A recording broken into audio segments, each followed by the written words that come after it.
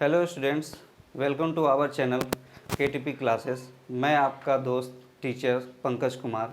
मैं आपका स्वागत करता हूं आपके कंप्यूटर क्लासेस में, जहां मैं आपको बताने जा रहा हूं कंप्यूटर के कुछ बेसिक्स क्वेश्चंस जो आपके ना कि कम्पिटिटिव एग्जामिनेशन में बल्कि आपके सेमेस्टर एग्जामिनेशन खासकर CSIT के बच्चों के लिए काफ़ी हेल्पफुल होंगे। तो चलिए दोस्तों, हम शुरुआत करते हैं आज के पहले क्वेश्चन से, जो कि आपका है फर्स्ट क्वेश्चन जो है, to switch between two or more documents in MS word we should access the which tab. ठीक है, इनका इस क्वेश्चन का कहना है हमें दो से ज़्यादा डॉक्यूमेंट्स को वो MS वर्ड में देखने के लिए कौन सा टैब यूज करना पड़ता है। ठीक है, इसमें आपका ऑप्शन पहला है व्यू टैब, सेकेंड ऑप्शन है लेआउट टैब, थर्ड ऑप्शन है डिज़ाइन टैब और फोर्थ ऑप्शन है रिव्यू टैब। तो दोस्तों, हमें इस ऑप्शन के लिए ये चारों ऑप्शन है, इसमें करेक्ट आंसर होगा व्यू टैब। इसमें और भी जो तीन ऑप्शन हैं दोस्तों, यहाँ पर हमें ये जानना होगा कि ये बाकी और ऑप्शन यहाँ पर क्या कहते हैं। जैसा कि हम लोग देखते हैं कि मान लिए हमें एग्जामिनेशन में हमें ये आंसर क्वेश्चन का आंसर नहीं पता है, तो हमें एलिमिनेशन मेथड से भी जानना होगा कि हमें ये इसका आंसर क्या होगा। मतलब कि अगर हमें इनमें से अगर बाकी कुछ ऑप्शन का भी के बारे में पता है कि ये क्या कह रहा है, तो हम इससे भी छांट सकते हैं कि इसका आंसर क्या होगा। सही जानते हैं दोस्तों इसके बारे में। पहला जो आंसर था व्यू टैब, आखिर ये है क्या। ठीक है दोस्तों, जब आप MS वर्ड ओपन करते हैं तो आपको एक इस तरह का ऊपर में दिखता होगा। ठीक है दोस्तों, इसमें दोस्तों जो फर्स्ट जो आपको ऊपर में दिखता है इसे हम रिबन कहते हैं। ठीक है दोस्तों, ये जो फर्स्ट जो है इसको अपर रिबन कहते हैं। ठीक है, अपर रिबन, इसे मेनू बार भी कहते हैं दोस्तों। ठीक है, और ये उसके नीचे जो सेक्शन होता है जिसे जो अलग अलग ग्रुप में डिवाइड है, ठीक है दोस्तों, ये लोअर रिबन कहा जाता है।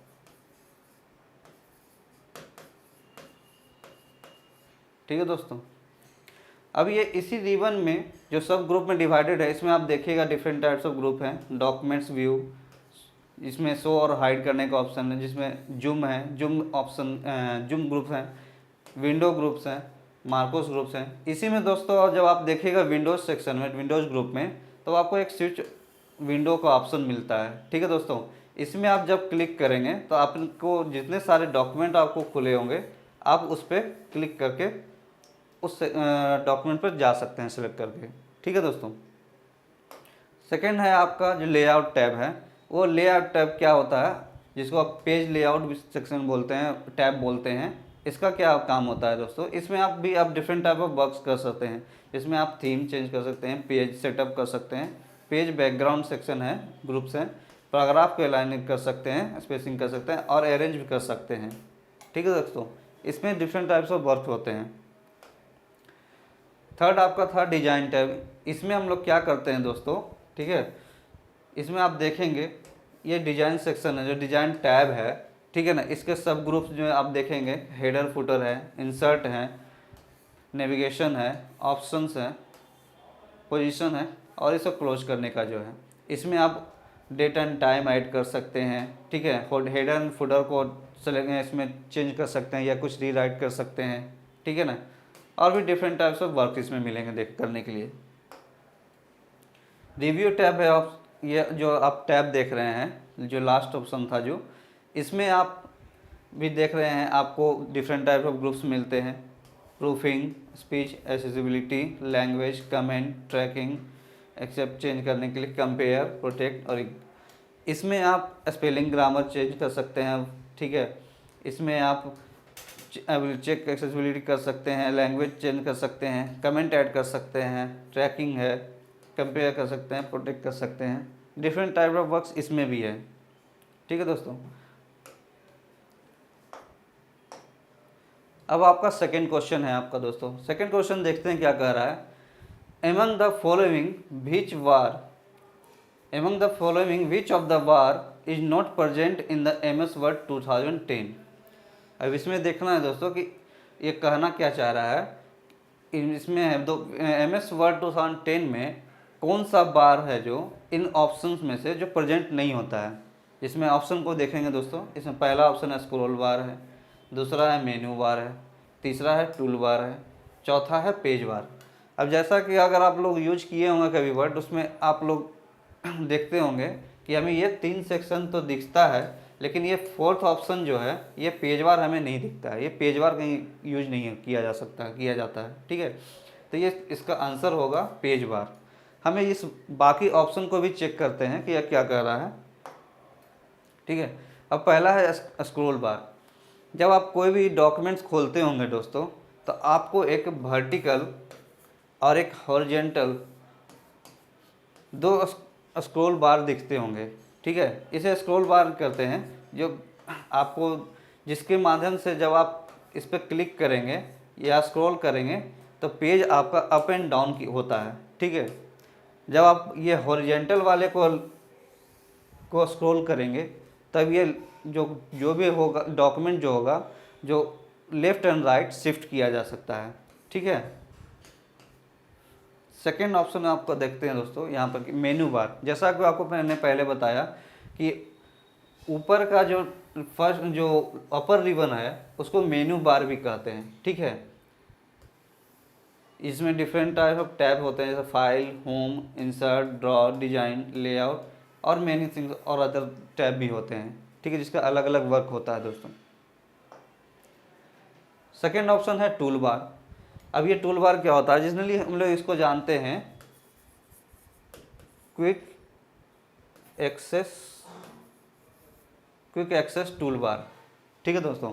अब ये होता क्या है, अब जैसा कि आप यहाँ पे देख रहे होंगे अंडर जो भी हाईलाइटेड है, यहाँ पर ये सेव बटन है, अंडो बटन है, रीडो बटन है, ठीक है ना, और भी ऑप्शन है इसके अलावा।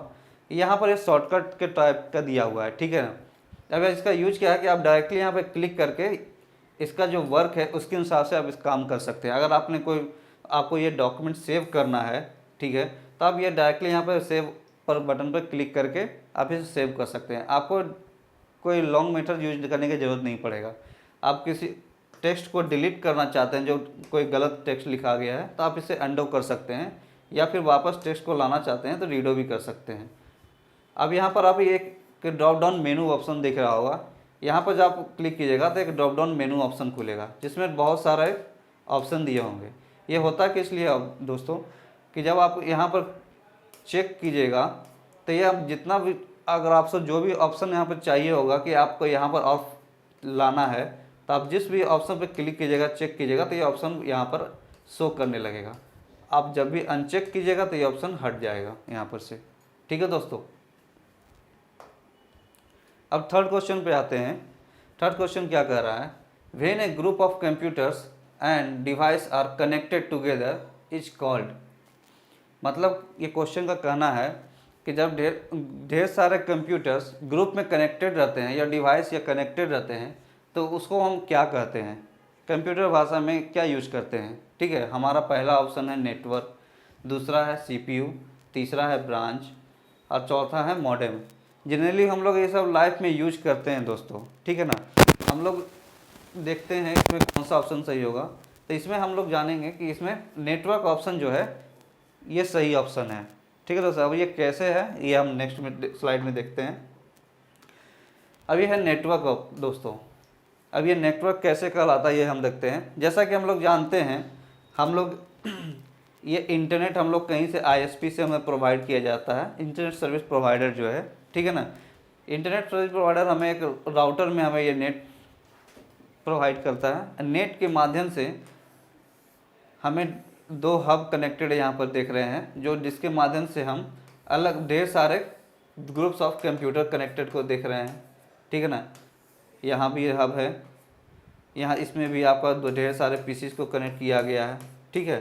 तो नेटवर्किंग का डिफिनेशन यही होता है दोस्तों, जिसमें ढेर सारे कंप्यूटर एक दूसरे से कनेक्टेड हो तो वो नेटवर्क कहलाता है, ठीक है ना। यहाँ पर आप देख रहे हैं ढेर सारे कंप्यूटर एक दूसरे से कनेक्टेड हैं, 2 हब के माध्यम से कनेक्टेड एक दूसरे से, ये दोनों राउटर से कनेक्टेड है, मतलब सारे एक दूसरे से कनेक्टेड। अगर हम इस कंप्यूटर से अगर हम इसे एक्सेस करना चाहें तो हम कर सकते हैं, ठीक है ना। या फिर हमें इस कंप्यूटर से हमें इसे एक्सेस करना चाहूँ तो हम डायरेक्टली कर सकते हैं। हम फाइल जो भी है एक दूसरे में शेयर किया गया होगा हम वो देख सकते हैं, ठीक है दोस्तों। अब आते हैं CPU। जैसा कि हम लोग जानते हैं, जो भी कंप्यूटर हम लोग यूज करते हैं ये किए होंगे वो जानते हैं CPU क्या होता है। CPU just like a brain of computer, ठीक है ना। अगर ये नहीं होगा तो हम लोग कंप्यूटर को कंप्यूटर बोल ही नहीं सकते हैं। कंप्यूटर का सारा फंक्शन इस CPU के माध्यम से ही होता है, ठीक है ना। जिसमें आप कंप्यूटर में बहुत सारे डिफरेंट हार्डवेयर भी होते हैं, ठीक है। इसमें SMPS लगे होते हैं, कीबोर्ड को इनपुट किया जाता है, कीबोर्ड को जोड़ा जाता है, माउस जोड़ते हैं, ठीक है ना। इसके अलावा मदरबोर्ड होता है जिसमें मेन फंक्शन सारा कुछ होता है, ठीक है ना। इसमें आप देख रहे होंगे जो कंपोनेंट ऐड करना होता है उसके लिए कुछ पोर्ट्स दिए हुए इसमें ऐड करने के लिए, ठीक है ना। जो इसलिए इसको कंप्यूटर को मेन जो पार्ट्स जो CPU को बोला जाता है ब्रेन ऑफ कंप्यूटर। अब है ब्रांच। अब दोस्तों ये ब्रांच क्या है? ब्रांच क्या है? अब आप देख रहे हो कि इसमें एक कैटेगरी है, उसके नीचे सब कैटेगरी है, ठीक है, और उसके नीचे भी और भी कैटेगरी है, ठीक है ना। ये ब्रांच का कहने का मतलब है ये डिफरेंट नेटवर्क से डिफरेंट बस इस वजह से है कि एक कैटेगरी होता है, उसका एक डिफरेंट सब कैटेगरी होता है, ठीक है ना। जैसे हम मान लेते हैं मुझे साइंस सब्जेक्ट पढ़ना है, ठीक है। अब उसमें साइंस सब्जेक्ट में आपको पता होगा जब आप 12th में जाते हैं तो साइंस में बायोलॉजी भी एक सेक्शन अलग होता है, एक मैथ अलग होता है, ठीक है ना। जिसको पढ़ने के बाद दो अलग अलग लाइनें खुलते हैं, स्कोप खुलते हैं, जिसमें एक मेडिकल सेक्टर जाते हैं, एक इंजीनियरिंग सेक्शन जाते हैं। तो इस तरह से ये ब्रांच हो गया, ठीक है ना। इसी वजह से ये नेटवर्क को अलग करता है, नेटवर्क से अलग होता है, ठीक है ना। ये कंप्यूटर भाषा में ब्रांच अलग होते हैं, ठीक है ना। अब आ गया मॉडेम, फोर्थ ऑप्शन जो था मॉडेम। अब मॉडेम क्या होता है? मॉडेम का मतलब होता है मॉड्यूलेशन,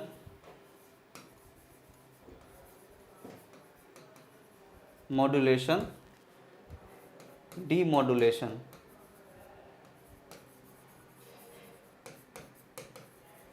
डीमॉड्यूलेशन इसी दो टर्म, इधर मोड MO और इधर दो टर्म DEM। मॉडेम से बना 3 टर्म MODEM से बना है मॉडेम। जिसका काम क्या होता है दोस्तों? ये कंप्यूटर से कनेक्टेड है एक मॉडेम। ये क्या करता है? कंप्यूटर जैसा कि हम जानते हैं कि डिजिटल सिग्नल को लेता है, ठीक है ना। ये डिजिटल सिग्नल को, ठीक है, डिजिटल सिग्नल को मॉडेम रिसीव करता है। उसके बाद ये क्या करता है? एनालॉग सिग्नल में इसको कन्वर्ट करता है। फिर ये अगला मॉडेम में जाता है, ठीक है ना। ये अगला मॉडेम क्या करता है? फिर से एनालॉग सिग्नल को डिजिटल सिग्नल में कन्वर्ट करके अगले कंप्यूटर में भेजता है। मतलब अगर कोई भी फाइल शेयर करना हो तो वो मॉडेम में एक डिजिटल सिग्नल के द्वारा जाकर उसको कन्वर्ट किया जाता है। उसके बाद वो एनालॉग सिग्नल में होता है। फिर अगला जो मॉडेम होता है उसको फिर से कैप्चर कर डिजिटल सिग्नल में कन्वर्ट कर वापस दूसरे कंप्यूटर, जिस कंप्यूटर में वो फाइल सेंड किया था उसमें डालता है, ठीक है। मॉडेम का बस यही काम होता है, ठीक है दोस्तों। अब है fourth question, what kind of program is MS Word application. मतलब MS वर्ड एप्लीकेशन जो हम लोग यूज करते हैं वो किस टाइप का प्रोग्राम है, ठीक है। पहला है आपका ऑप्शन वर्ड प्रॉम्प्टर, सेकंड है आपका वर्ड प्रोसेसर, थर्ड है आपका वर्ड आर्ट और फोर्थ है आपका मेन फ्रेम प्रोसेसर, ठीक है। अब बाकी आप 3 ऑप्शन को अगर चेक कीजिए, इसमें जो 3 ऑप्शन जो है word prompter, word art, main frame processor, ये कंप्यूटर में ये एप्लीकेशन नहीं है, ठीक है ना। ये जो सेकेंड ऑप्शन है जो कि आंसर करेक्ट होगा, ठीक है, वर्ड प्रोसेसर, इसका राइट आंसर है। ये एक वर्ड प्रोसेसर फाइल है, ठीक है ना। वर्ड प्रोसेसर फाइल एक होता क्या है? इसमें आप किसी भी डॉक्यूमेंट को राइट करते हैं, मॉडिफाई करते हैं, ठीक है, और प्रिंट करते हैं, ठीक है। इसलिए इसे वर्ड प्रोसेसर बोलते हैं, ठीक है ना। और बाकी ऑप्शन में देखते हैं, जैसे कि ब्रॉड प्रॉम्प्टर नाम का कोई होता नहीं है, ठीक है ना। वर्ड प्रोसेसर क्या होता है? जैसे देखिए इसमें डायग्राम के माध्यम से हम बताने का कोशिश किया जा रहा है। वर्ड प्रोसेसर एक फ़ाइल है, ठीक है ना। इसको आप सेव कर सकते हैं राइट करके। क्रिएट पहले करना होगा, क्रिएट करेंगे, ठीक है ना। क्रिएट में आप फाइल को, इसमें आप कुछ भी एडिट कर सकते हैं। एडिट करने के बाद इसे सेव कीजिएगा। सेव करने के बाद इसे प्रिंट कर सकते हैं, ठीक है। तो ये आपका वर्ड प्रोसेसर फाइल कहलाता है। अब वर्ड आर्ट क्या होता है? वर्ड आर्ट एक वर्ड जो फाइल, जो हमारा वर्ड जो डॉक्यूमेंट है, या बोल सकते हैं वर्ड प्रोसेसर जो प्रोग्राम है हमें, MS वर्ड जो है, उसका एक पार्ट होता है, ठीक है ना। वो कहाँ पे होता है दोस्तों? आपका जो इंसर्ट टैब होता है ना, इंसर्ट टैब, उसमें आप जब क्लिक कीजिएगा तो आपको एक वर्ड आर्ट यहाँ पर दिखेगा, ठीक है। ठीक है दोस्तों, आइए वर्ड आर्ट का काम क्या होता है दोस्तों। ये क्या करता है, आपने जो भी टेक्स्ट लिखा होता है उसको आपका फॉर्मेट चेंज करता है, ठीक है। आप यहाँ पर देख रहे होंगे, जब आप क्लिक कीजिएगा, ठीक है, तो आपको ये different type of word art मिलेंगे अलग अलग। आप जिस पर भी क्लिक कीजिएगा वो आपका टेक्स्ट उस स्टाइल में चेंज हो जाएगा, ठीक है दोस्तों। अब आपका 5th क्वेश्चन है दोस्तों, what is the blinking line appears when you open MS word document, ठीक है। जो ब्लिंकिंग लाइन जो एक होता है, डॉक्यूमेंट जब ओपन करते हैं एक ब्लिंकिंग लाइन होता है, वो आखिर होता क्या है? तो इसमें ऑप्शन आपका दोस्तों है कर्सर, सेकेंड है एरो की, थर्ड है एंड की, और फोर्थ है होम की, ठीक है। अब बाकी को आप देख रहे हैं, इस ऑप्शन से ही समझ में आ रहा होगा कि ये की है। की क्या होता है आपको पता होगा, कीबोर्ड में होता है की, ठीक है ना। इसलिए ऑप्शन 1 जो है करेक्ट आंसर होगा, कर्सर। आखिर होता क्या है ये हम देखते हैं। अब यहाँ पर जैसे कि आप विंडो पर जब आप MS ऑफिस खोलिएगा, MS वर्ड खोलिएगा, तो आपको यहाँ पर एक्चुअली दो दिखेंगे, ठीक है। अब ये होता क्या है कि ये होता है ब्लिंकिंग लाइन, जिसको हम लोग ब्लिंकिंग करता है, जिसको हम लोग कर्सर बोलते हैं, ठीक है। इसको एक और नाम से भी जाना जाता है दोस्तों, इंसर्शन पॉइंट। मतलब यहाँ पर हम टेक्स्ट को इंसर्ट करते हैं, इसलिए इसको इंसर्शन पॉइंट बोला जाता है। टेक्स्ट इंसर्ट, क्योंकि यहाँ पर से हम टेक्स्ट लिखना शुरू करते हैं, इसलिए इसको इंसर्शन पॉइंट बोला जाता है, ठीक है दोस्तों। अब है कि ये आखिर तो फिर ये क्या होता है, ठीक है। ये क्या बोला जाता है? ये आई जो लिखा हुआ है इसको बोलते हैं आई बीम, ठीक है।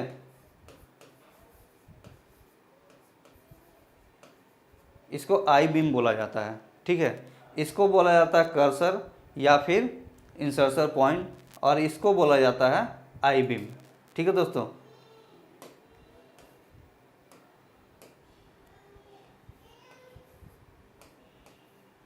आई बीम, ठीक है दोस्तों, समझ में आया। चलिए अगला देखते हैं। अब है एरो की। जैसा कि मैंने बताया कि जब की का नाम आता है तो हम लोग कीबोर्ड पे जाते हैं, ठीक है ना। एरो की क्या होता है, आपने देखा होगा कीबोर्ड पे left arrow, right arrow, down arrow and up arrow, 4 की होते हैं, जिसको कंबाइन करके इसको बोला जाता है एरो की, ठीक है दोस्तों। अब आ गया एंड की और होम की किसे कहते हैं।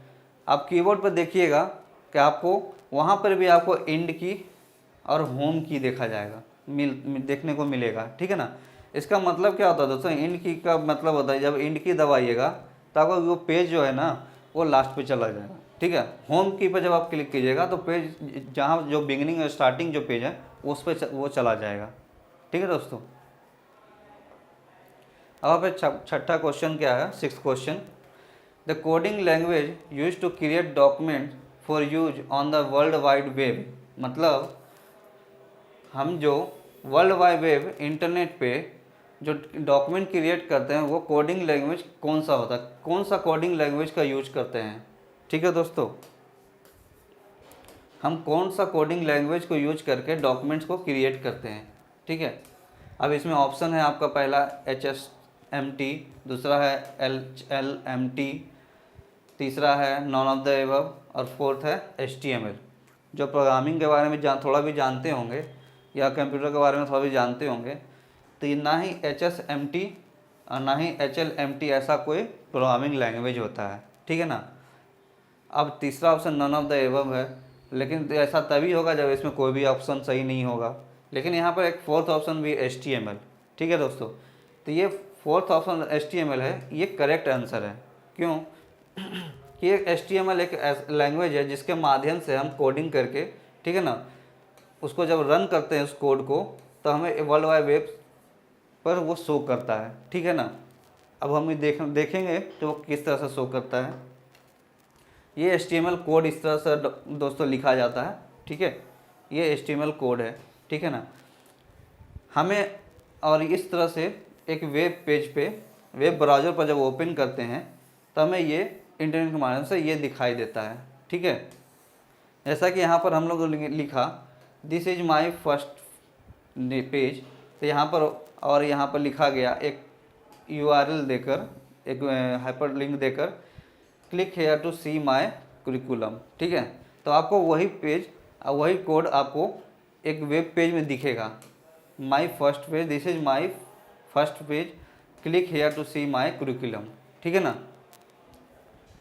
माई first page, my first page, this is my first page, this is my first page, and ये हाइपरलिंक देकर click here to see my curriculum, ठीक है दोस्तों।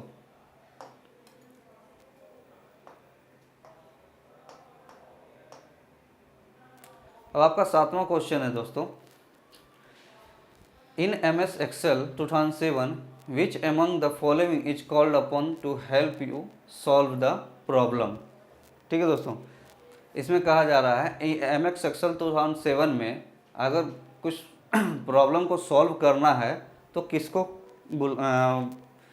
पर क्लिक किया जाता है या किसे बुलाया जाता है, ठीक है ना। इसमें पहला ऑप्शन है आपका मैथमेटिकल लाइब्रेरी, सेकंड है लॉजिकल लाइब्रेरी, थर्ड है फंक्शन लाइब्रेरी, और फोर्थ है साइंटिफिक लाइब्रेरी, ठीक है दोस्तों। अब जिसने एक्सेल में पढ़ा होगा या थोड़ा बहुत जानते होंगे या ना भी जानते होंगे, तो मैं आपको यहाँ बता रहा हूँ कि साइंटिफिक लाइब्रेरी पहले जैसा कुछ होता नहीं, ठीक है ना।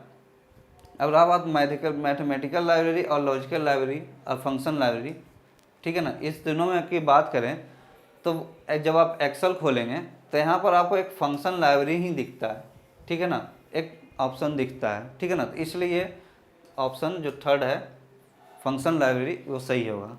अब आगे ऐसा क्यों है देखते हैं। जब आप फार्मूला सेक्शन पर जब क्लिक कीजिए, टैब पर क्लिक करेंगे, ठीक है ना, फंक्शन लाइब्रेरी को देखना है, तो हमें इसके लिए जो टैब ऑप्शन में MS Excel में है, उसमें जो एक फार्मूला टैब है उस पर जब क्लिक करेंगे तो हमें यहाँ पर इंसर्ट फंक्शन और डिफरेंट टाइप ऑफ फार्मूला को इंसर्ट करने का ऑप्शन दिखता है, ठीक है ना, फंक्शन लाइब्रेरी, ठीक है ना। अब आपको कौन सा फंक्शन यूज करना है, कौन सा फार्मूला यूज करना है, उसमें आप जब क्लिक कीजिएगा तो एक ड्रॉप डाउन मेनू खुलेगा, उसमें आप जो भी यूज करना चाहें आप यूज कर सकते हैं, ठीक है ना। जैसे ऑटो सम के लिए यूज करना है तो आपने यहाँ पर ड्रॉप डाउन करके सेलेक्ट कर सकते हैं, ठीक है। फाइनेंशियल के लिए अलग है, लॉजिकल के लिए अलग है, जैसा कि लॉजिकल लाइब्रेरी आपको बताया गया था उसमें, ठीक है ना। डे टाइम सेट करना है तो उसके लिए अलग है। मैथमेटिकल लाइब्रेरी यहाँ पर अलग है, ठीक है ना, यहाँ पर सेट किया गया है, ठीक है। और भी फंक्शन यहाँ पर दिए जाते हैं, ठीक है ना दोस्तों। 8वां क्वेश्चन है हमारा है, इन MS Excel 2007 if you click the dash button the spreadsheet will be auto align automatically, ठीक है दोस्तों। अब यहाँ पर ऑप्शंस क्या है, पहला auto align inline, second option है ऑटो आउटलाइन, थर्ड ऑप्शन है इनलाइन, और फोर्थ ऑप्शन है आउटलाइन, ठीक है ना। अब इसमें करेक्ट आंसर कौन सा होगा दोस्तों, ऑटो आउटलाइन, जैसा कि क्वेश्चन ही बोल रहा है, ठीक है ना। ऑटो आउटलाइन करना, ऑटोमेटिकली आउटलाइन करने के लिए कौन सा यूज होगा, ऑटो आउटलाइन, ठीक है ना। अभी क्यों कैसे होता है ये हम देखते हैं ऑप्शन में। ऑटो आउटलाइन, जब आप देखिए आप दोस्तों, जब आप डाटा पे जाएंगे एक्सेल में, जब डाटा टैब पे जाएंगे तो आपका डिफरेंट ग्रुप्स खुलेगा, ठीक है। अब इस ग्रुप्स में आपको एक यहाँ इस सेक्शन पे आउटलाइन दिखेगा, ठीक है ना। ग्रुप सेक्शन जब होगा, ग्रुप सेक्शन में एक आउटलाइन दिखेगा, ठीक है दोस्तों। अब इसका काम क्या होता है कि अगर कोई भी एक सेल जो होगा, ठीक है ना, उसको आउटलाइन पर क्लिक कीजिएगा, उसको और ग्रुप में जाके आउटलाइन पर क्लिक कीजिएगा, वो सेल क्या होगा, जब भी आप स्क्रॉल कीजिएगा वो सेल वो वहाँ से हिलेगा नहीं, वो वहीं रहेगा, ठीक है। उस यहाँ पर एक तरह से स्टैटिक हो जाएगा, ठीक है। उसका काम ही होता है, जैसे आपने इस सेल में कुछ भरा, कुछ नंबरिंग किया, आपने उसको ऑटो लाइन कर देने से क्या होता है, वो स्क्रॉल करने के बाद भी वहाँ से हिलेगा नहीं, हटता नहीं है, वो वहीं पर रहता है, ठीक है दोस्तों। अब दूसरा था इनलाइन। इनलाइन का क्या होता है, इनलाइन का मतलब क्या होता है दोस्तों कि आपका एक जो कोई एक सेल हुआ एक्सेल में, ठीक है ना, आप उसमें एक लाइन के अलावा आप सेकेंड लाइन जब आप लिखना चाहते हैं तो उसी लाइन में लिखने को कहते हैं इनलाइन। मतलब एक सेल में एक से ज़्यादा लाइन में लिखने को इनलाइन कहते हैं, ठीक है ना। जनरली हम लोग एक लाइन में एक सेल में एक ही लाइन लिखते हैं, उसके बाद इंटर मारने के बाद सेकेंड पे आ जाते हैं, लेकिन अगर आपको एक से ज़्यादा लाइन लिखना है तो वो इनलाइन कहलाता है, ठीक है ना। 9th क्वेश्चन है दोस्तों, in MS Word 2010 how many types of page borders are present, ठीक है ना। MS वर्ड 2010 में कितने टाइप के पेज बॉर्डर पाए जाते हैं, मिलते हैं हमें, ठीक है। पहला ऑप्शन है 4, दूसरा ऑप्शन है 3, थर्ड ऑप्शन है 6 और फोर्थ ऑप्शन है 5। तो इसका आंसर करेक्ट होगा फोर्थ ऑप्शन 5, ठीक है दोस्तों, 5 ऑप्शन। अब ये क्यों है आपको दिखाते हैं यहाँ पे। पेज ऑर्डर, जब आप उसमें सेटिंग्स में जाकर पेज ऑर्डर पर खोलिएगा तो आपको पेज ऑर्डर एक ऑप्शन दिखेगा, ठीक है ना, मेनू दिखेगा। अब आप जब इस पर क्लिक कीजिएगा तो आपको डिफरेंट टाइप्स ऑफ बॉर्डर्स दिखेंगे, ठीक है ना, 1 2 3 4 5। एक नन जो है आपको बाय डिफ़ॉल्ट सेट किया हुआ रहता है, ठीक है ना, लेकिन ऐसा नहीं है कि इसको काउंट नहीं करेंगे, क्योंकि एक नन जो है आपके पास आपको एक नन बॉर्डर प्रोवाइड नहीं दे रहा है, आपको सिंपल एक पेज दे रहा है, तो इसको भी काउंट करना पड़ेगा, ठीक है ना। इसके अलावा आपका बॉक्स हो गया, शैडो हो गया, 3D हो गया, कस्टम बॉर्डर हो गया, जिसमें आप खुद से अपना एडिट कर सकते हैं कोई बॉर्डर, ठीक है। तो ये 5 बॉर्डर हो गए, ठीक है। अब आपका 10वां क्वेश्चन है, 10th नंबर क्वेश्चन जो है, इन MS वर्ड 2010 शॉर्टकट की टू प्रिंट प्रीव्यू इज, ठीक है दोस्तों। अब इसमें शॉर्टकट प्रिंट करने के लिए कौन सा प्रिंट प्रीव्यू करने के लिए कौन सा शॉर्टकट की यूज किया जाता है। इसमें पहला ऑप्शन है Ctrl+Alt+I, दूसरा है Ctrl+Alt+L, ठीक है ना, तीसरा है Ctrl+Shift+I, फोर्थ है Alt+Shift+L, ठीक है दोस्तों। तो इसमें आंसर होगा फर्स्ट। अब देखते हैं क्यों होगा, ठीक है। Ctrl+Alt+I को Ctrl+P भी कहते हैं दोस्तों। जैसा कि हम लोग जनरली एवरेज यूज करते हैं, Ctrl+P करते हैं तो हमें प्रिंट प्रीव्यू शो करता है, ठीक है दोस्तों। बाकी ऑप्शंस को भी देखते हैं क्या कहता है। Ctrl+Alt+L ये किस लिए यूज होता है, for adding serial number, like जैसे आपको दिखाया गया है 1 2 3, इस तरह से आप ऐड कर सकते हैं इसमें, ठीक है दोस्तों। थर्ड ऑप्शन क्या था आपका, Ctrl+Shift+I, या फिर डायरेक्टली आप इसको Ctrl+I भी क्लिक कीजिएगा तो आपका क्या होगा, ये इटालिक फॉर्मेट में सेलेक्ट हो जाएगा कोई भी टेक्स्ट। मतलब कि आपका कोई टेक्स्ट सिंपल में इस तरह से लिखा हुआ है तो आप इसको इस तरह से इटालिक जो होता है वो आप चेंज कर सकते हैं, ठीक है, ठीक है। तो इस शॉर्टकट का ये होता है। अब फोर्थ ऑप्शन जो इसमें जो था, इसका ये जो शॉर्टकट है इसका कोई यूज नहीं है दोस्तों, ठीक है दोस्तों। इसका हम लोग कोई यूज नहीं करते हैं, इसका कोई आप इसको क्लिक करने के बाद ऐसा कोई फंक्शन नहीं आता है जिसके वजह जो हमें कोई फ़ायदा पहुंचाए, ठीक है दोस्तों। सर